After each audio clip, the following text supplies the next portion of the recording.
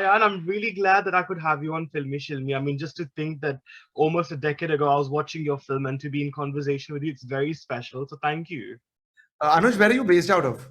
London, London. Live in London. You've Yes, always lived there. I have. I'm born and bred here. Oh, wonderful. Okay, nice. But Hello. Dil Bilkul Desi hai. Hello. Oh, So, child, nice. ठीक है. Good, so good. I mean, look, congratulations on Brahmastra. I mean, it was made on a huge budget and canvas. So I mean, look, I mean, there's been a lot of talk on social media about the box office collections, but I want to hear it from you. I guess we can successfully and safely call it a hit, right? Yes.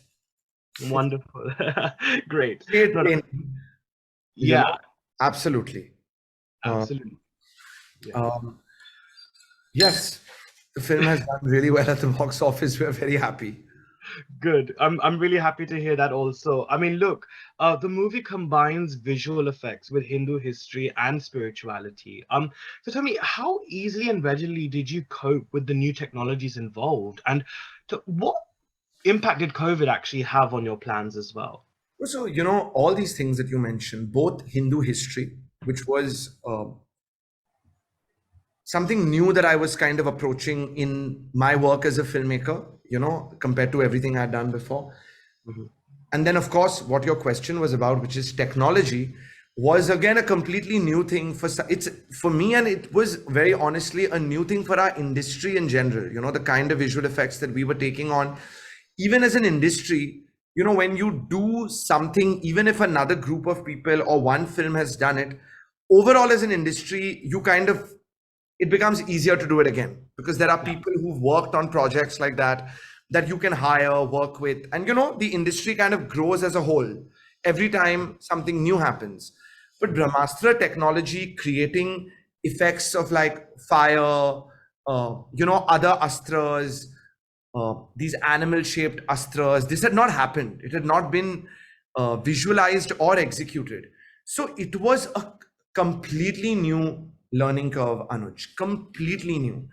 And I cannot express correctly in this conversation how much time, energy, years, effort, challenges we had to overcome to do it. And the only thing I'll say is, to sum it up, the learning, it was very hard, but the learning has been immense. And I hope that other people who attempt something in a similar zone will be able to now do it much easier, and that we will be better off in part 2 as well. Yeah, definitely. I'm sure lots of learning as well must have come handy. I mean, I'm sure you've been getting a lot of feedback and stuff. So I'm sure, I mean, you're a very responsible filmmaker and you're a great filmmaker. So I'm sure you'll definitely implement those changes, I'm sure, in part 2.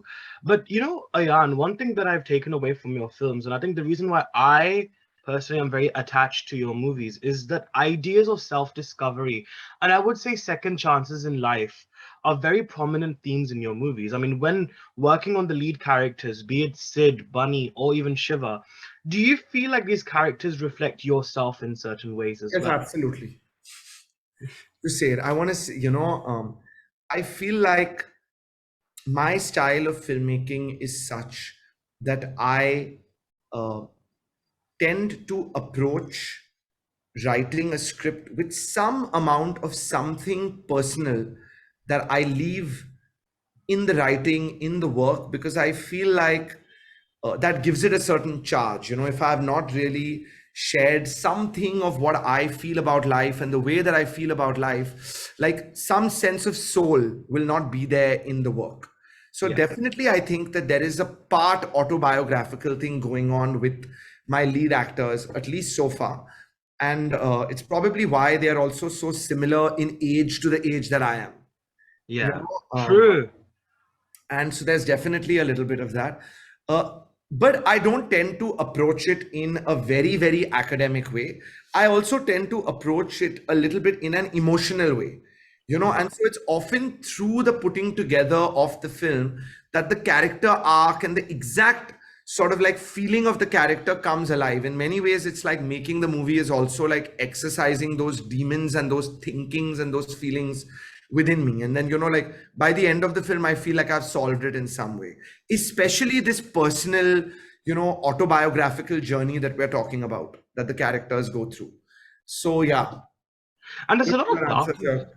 your question. Yeah, definitely. And there's also very dark elements as well involved. Like in Wake Up Sid, you have this almost this dysfunctional relationship between a father and son, which again is translated in Yeh Jawaani Hai Deewani as well to an extent. And then even in Brahmastra, you see this guy who is basically an orphan. I mean, he reminded me of Harry Potter actually in certain ways. Yeah, there's a bit of that. Yes, there is a bit of that, perhaps. I Well, think yeah, but you know, to be honest, I tell myself that when it comes to playing around with darkness, like I need to delve into that a little bit deeper. I know these themes you can pick out, but I feel like they're not really dark.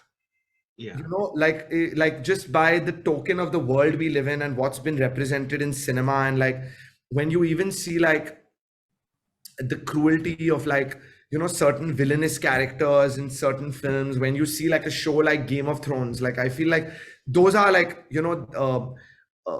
films which really touch upon like darker themes. I would I don't want to proudly take on what you're saying, that oh, I've played around really well. Let's say there are certain areas of complexity that I've touched upon. Complexity is a good word, but I'm hoping, especially as I move into my future with part 2 Dave, that I'm going to kill it with some darkness. I was, honestly, I have not been this excited to see so many Bollywood stars in one film. Let me tell you, I was screaming when I was seeing, especially when I saw Jal Devi as well. I think that really, I was like, oh my god, because we had heard about that appearance, but when you finally see it, I was like, oh my god, it's just got me even more excited for part 2. But look, coming back to Brahmastra, I think it's obviously well established that it was known as Dragon before. So tell me, how responsible did you feel as a filmmaker? I think to kind of rise up and meet with the atmosphere currently and the audience's expectations as well. Anuj, it happened a very long time ago, to be honest. I mean, you put the second bit of your question as like talking about the current climate, and Dragon had become Brahmastra like 7 years ago. Right. You Right. get what I'm saying? So they are Yeah, not yeah, really one and the same thing. Like we yeah. started off. So just to answer that again very quickly, when I started off on this project, and I was kind of uh, trying to create something in my imagination that had not really been created before and was a very new kind of movie. Yeah.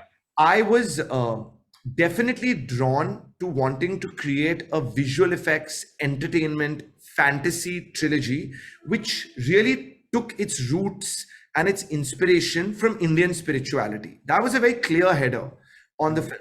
But despite that, when I started, I hadn't thought of the name Brahmastra. So I had gone with the word dragon because it was about a boy who has this power of fire, you know. Mm.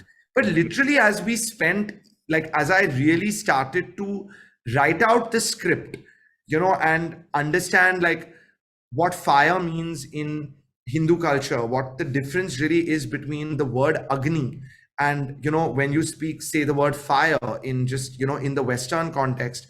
And as I really understood my own theme a little better, I realized that dragon was a very, not a superficial name, but it didn't do justice to the depth that I was drawing from.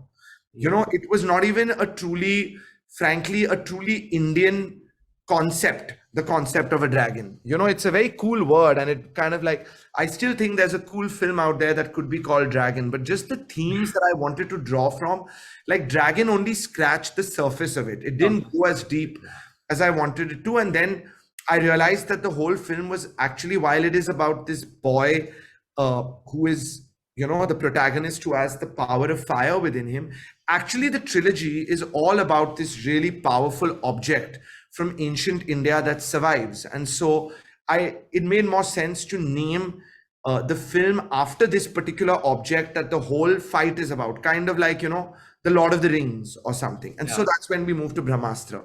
And this happened many, many years ago. Okay. Now, Anuj, I grew up very deeply entrenched in Hindu culture. I was, that's been my, those are, part of my roots, and my way of connecting with the divine and connecting with God is through Hinduism.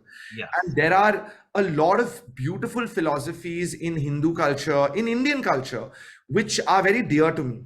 In part 1, I just approached all of this with a very sort of pure, unadulterated, sort of a very emotional way, as opposed to a very academic way. I didn't sit down with some scholar of like, Hindu texts and read. I just did it in the way in which I go with my mother to the temple and, pray every day with a lot of respect and a lot of love. And I think because I approached it with that kind of childlike purity, it also reflected in a way where it was very pure. And so it didn't, it was just done with a lot of love. And I think that to some extent, I think that's also really worked in favor of the film. Oh, definitely. And I'll tell you one thing as well, and what people might not be, I mean, now they might be aware of, but even the visual effects that you worked with DNEC, right? Right. They have worked on some huge films. They've worked on like The Matrix, they've worked on Fantastic Beasts, and the fact that, we've seeing VFX of this level in India itself is such a huge milestone. Was there ever that sense of that what was it like for you actually, to if you could go into a bit more technical aspects about exploring the visual effects side of it, because obviously I'm sure a lot of work must have been done on green screen as well. So what were some of the responsibilities you had as a filmmaker actually when working with the visual effects? What were the challenges you faced So, actually? one of my targets was that I knew that visual effects needed to be a very integral part of the storytelling of Brahmastra. It Yeah. was, uh, it was very key to this. It's part of the script. It's part of how we tell the story. Hmm. There is no way to describe that moment where Shah Rukh Khan's character, the scientist, uses the power of the Vanarastra to its full extent, and you see this form of a monkey around him. This is it's not a moment which is hinging on like a dialogue that is spoken. It is VFX which is telling you that story point. Yeah. So VFX was an actor in the movie. It was layered through the script, and I wanted to pull it off in a way which raised the quality of where we had reached in Indian cinema with visual effects so far. So Hmm. it took much more effort on my end than I think an average Hollywood filmmaker would have if he was approaching a similar kind of storytelling with visual effects in the Hollywood arena. Yes. Okay, it took a lot more for our team because we were just trying to do something that has been done not so much in our country before. Hmm. Hmm. And we wanted to bring it in at high quality. Now, what it entailed technically was it involved a completely new mindset of learning what it would take to build a film with this kind of visual effects, and it influenced every aspect of the filmmaking process from the scripting level is Yes. what needs to be understood. Sometimes people talk about shooting against green screen and blue screen, and yes, that was a new learning for us, but that really kicks in at the point at which you start actually shooting the movie. you Hmm. know there was 3 years of work before that on VFX before we got to that point. Shooting against blue screen is the easy part, frankly. Yeah. You know what I mean? It's convincing your actors that okay, you're not going to have a real background, this is what's going to come behind. But what's really going to come behind them has been worked out for 3 years before that while you're preparing and prepping for the film. Yes. So, that kind of rigor and discipline in the pre production process, then going into the shoot process, and then the time that it took to actually create the post production and make those images come to life, Hmm. it was a whole new strand of filmmaking that, at least for me and my team, we had to learn, adapt to. And there's no way for me to, tell you more about that unless I had like an hour to talk about just VFX. Oh God, we need that hour. We definitely need that hour. But I think it's very interesting you talked about that whole aspect about Hollywood and if a filmmaker was approached for that. And one thing I must say, Ayan, see, as an Indian, I'm very proud of this film because, see, like I said, it's something we've never seen before. And whilst I said it has its negatives as well, which I kind of wrote in my review as well. But I also feel like there's been kind of this, I don't know why, but there is this double standards as well, and I don't know if you've noticed this. Like, for example, if a Hollywood film of the stature, even if it has the same sort of kamiya, people kind of ignore that more. But then if it's an Indian film, it's highlighted more. Why do you feel such hypocrisy exists, and how do you think we as an industry can help sort of combat this hypocrisy and perhaps, No, win? I'll tell you very honestly. I know like you write reviews and it's something that you do, and I'm sure you do it with a lot of, honesty and goodwill, but I don't read reviews. I have not read any review on Brahmastra. Okay. Oh, I don't read reviews. And I like to get a general sense of how a film is playing, but what a so-called critic feels about a film in the mainstream arena matters far less to me than what a regular audience member who's paid for a ticket and gone and watched the film feels about it. Okay. Because like that's what I was making Brahmastra for. I was making it for the general audience that wants to go out, sit down with their friends, family, alone, eat popcorn and watch the film. I was not making the film to, clear some like academic critical standard on the film. So one is that's just my general approach.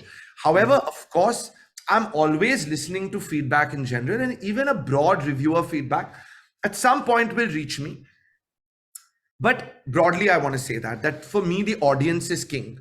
And how do we decide what an audience is feeling about a film? We decide by what they are able, whether they actually go out and pay for a ticket and actually watch it. And if you ask me, I feel that reviewers don't affect an audience. It's too minor, the impact that they have on society.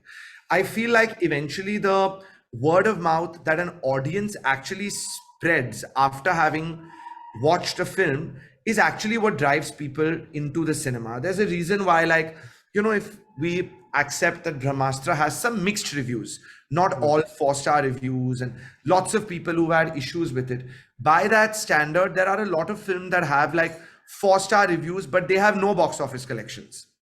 Right. So if reviews were really the standard that audiences use when they decide on a film, it's not how things would play out. I also feel that in general, the paying public, there is a pulse that they put out on a film, which is, I find oftentimes they understand the intent of the film and the filmmaker sometimes far better than an academic reviewer manages to understand it.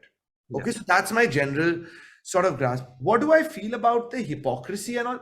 I think there's nothing really to say, because I think the verdict of a film is eventually decided by the audience and the box office. So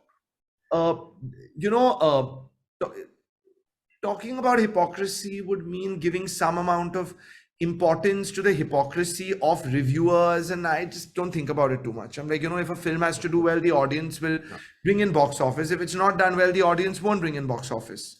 Sure. Right. Before we wrap up, because we have to close soon, I've got two big questions into one, so apologies, Ayan. But the first part of the questions, there's been a lot of fan theories about the sequel. I have been avidly watching a lot of those and reading up a lot of those, and I'm very excited to see Brahmadev and Jal Devi's origin stories. So tell me, what fan theories have appealed to you the most whilst working on the sequel? You'll see it when you see part 2. You'll be like, shit, Ayan got that from a fan theory, or oh, the fan theory got it right. Okay, right. There's nothing specifically to say. I'm of course reading everything. I'm of course well, no. Let me take that back. I'm not reading everything yet.